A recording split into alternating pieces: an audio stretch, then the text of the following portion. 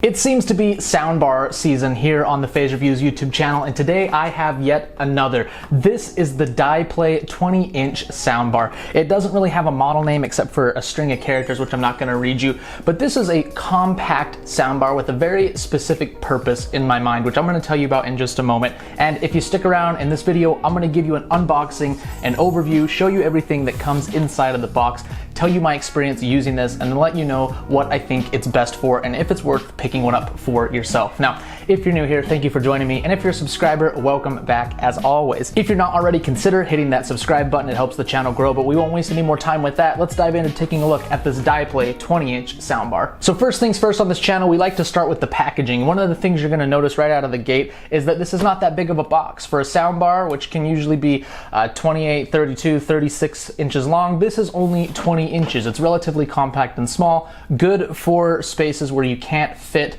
a whole 2.0 channel soundbar that's 32 inches plus, okay? Looking at the box itself, the packaging, just because it tells us a lot about the company and the product, we've got a picture right there. It's a pretty simple box, but it looks good. It's not just plain cardboard, which I always like to see. Now, I'll read a few specs right from the box. You can see most of this on the Amazon listing, which will be linked down below. But this is a 2.0 channel soundbar, so right and left only, no center channel. No rears, no subwoofer. It has 100 watts peak power, which is what they claim. I would never go by specs, but we'll talk about the output in a minute. Crystal clear sound to enhance any movie, music, or gaming experience with Bluetooth, digital, and analog output. Now, speaking of those, it does have HDMI ARC, which is the ability for the TV and the soundbar to send audio back and forth. You can also control your soundbar with your TV remote via CEC. Someone corrected me on that on a past video. So that's really nice to see. Usually these more budget soundbars do not have the HDMI option, so it's nice to have that here. You also get your optical, which a lot of people use, the 3.5mm aux cord, a place to put a memory card, a USB, as well as Bluetooth functionality. And in the box, they actually include a lot of those with it. So you do get an HDMI cable, you do get an optical cable, an audio cable, an RCA to 3.5 converter, as well as your remote and your power adapter. So you're gonna get a lot in this tiny, affordable package. But enough about the specs in the box. Let's open this up.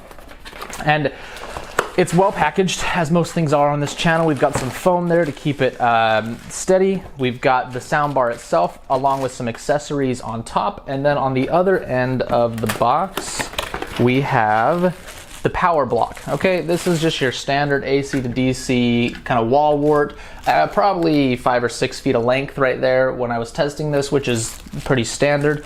Nothing bigger or smaller than I would expect. Here are the accessories kind of attached to the soundbar itself. I'll separate those off. I try to pack it up all nice so you can see how it comes. I even taped it back together. All right, let me open this up. All right, so there is your HDMI cable, 5 or 6 feet in length there. This is your aux cable. One end is a 90 degree and one end is a straight. There's your remote. Now let's talk about this. This little remote is kind of different for a soundbar. This mostly makes it feel more like a Bluetooth speaker than like a home theater soundbar, just because this is a very small, kind of flimsy remote. I mean, nothing to write home about. You have the ability to select your input there, volume, forward and back, pause, mute, all those functionalities are here. And it is IR, so you have to point it directly at the soundbar, not, just be in the vicinity. So keep that in mind. Also in here, you're going to get your tiny little optical cable. You're going to get your aux to RCA converter, as well as your quote-unquote manual, which is just kind of this little pamphlet that just goes over some of the functionality. Now, all of these kind of work the same, these budget soundbars. If you've ever used any sort of audio device with your TV, it's not going to be that different, okay? Now, let's take a look at the soundbar itself. One of the things that really struck me on testing is that this is a very good looking soundbar. The design is fantastic. It's got this really glossy piano black finish all around except for the grill, and while this is very prone to fingerprints, you can wipe them off fairly easily, and it looks really, really sleek. The ends are just kind of a matte finish. This end has your buttons on it. Let me see if I can get that kind of in the shot there, and those buttons are pretty standard. You've got power, input, select, and then volume up and down on there, okay? The grill is nice. Feels metal. You've got their badge right there.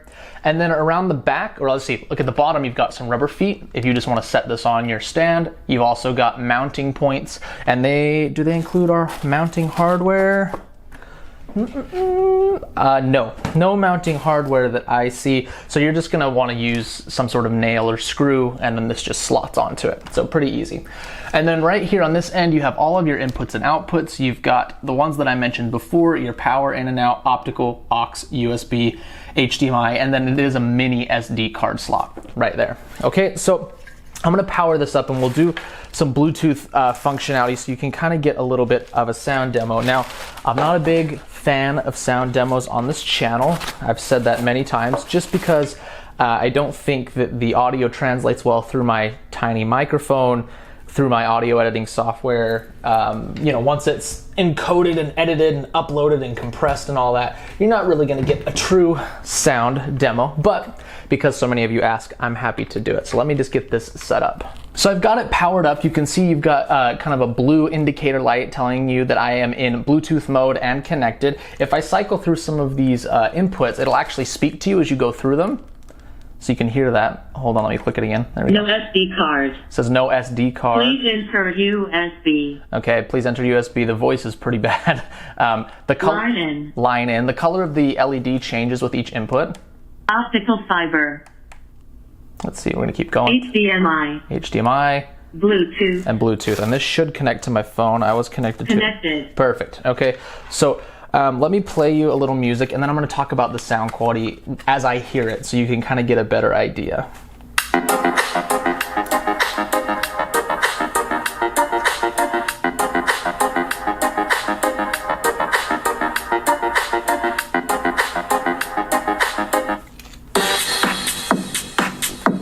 And I'm trying to play non-copyright music. I've gotten dinged a couple times lately, even using stuff from the YouTube audio library, so trying to avoid that as best we can.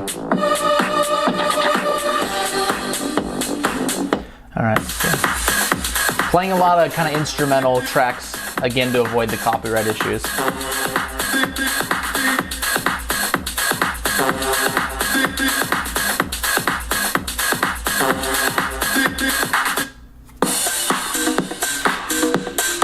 Okay, so let's do this last one.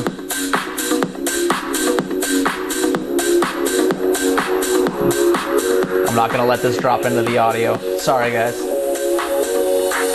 Okay, so that may be helpful to you. I don't really think that it is, but what will be helpful, hopefully, is my experience with this. I've tested a lot of speakers, a lot of sound bars, and I do think that the sound quality in this is not up to par with a lot of other sound bars that I have reviewed. Now, stay with me.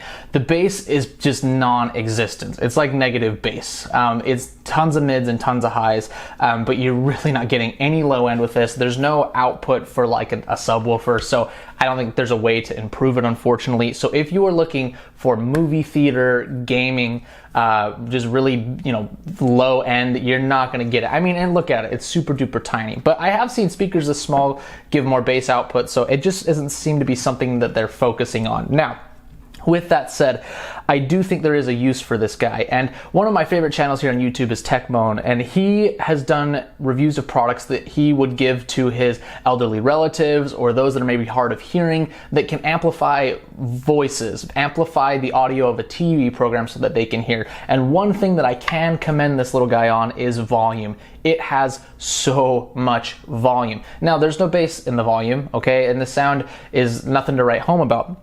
But if you need to amplify voices, just like a sitcom, or you're doing like a Zoom call and including like a whole room of people, there is a ton of output here. This little teeny guy filled my living room, no problem. Like even halfway, it starts to like hurt your ears, it's that loud. So while there is not a lot of sound quality to be had, there is a ton of volume, and there is a use for products like that. I mentioned a few. But if you have someone that struggles to hear, or someone that is on big, Zoom calls with lots of people, and you just want to, make sure everyone can hear what's being said, this is a good option for that. Is it the best for movies and music and gaming? I don't think so. But it has a purpose, and it's really, really good looking. It's really well made. Those are both big pros of this, and it has tons of volume. So if you want to pick one of these up for yourself, if those are things that are important to you, I'll include a link down below. You can go check it out there, buy it. It'll support the channel. I would, of course, love you for it. And if you're not already, consider subscribing, hit the notification bell, leave a comment. It helps the channel grow. Thank you so much for watching, and I will see you next time.